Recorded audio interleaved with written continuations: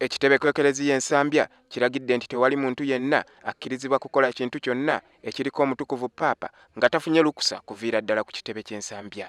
Okusinziira ku bbaluwa evudde ku kitebe, ebyo byonna ebigenda okutundibwa gamba nga rosaries, ebibumbe, kalenda oba ebifaananyi byonna ebya buli kika birina kuva ku kitebe.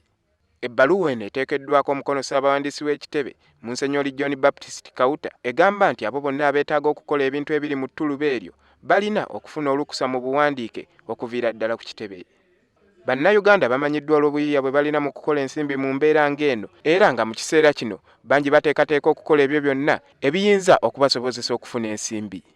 Omutukuvu Papa Francis atuuka mu ggwanga nga 26 omwezi gw'E11 era ng'agenda kubeera wano okumalira ddala enzingu 2 mwagenda okukyalira ebifo eby'enjawulo mu ggwanga okuli n'okuyimba emmisa ku kiggwa ky'abajulizi e Namugongo.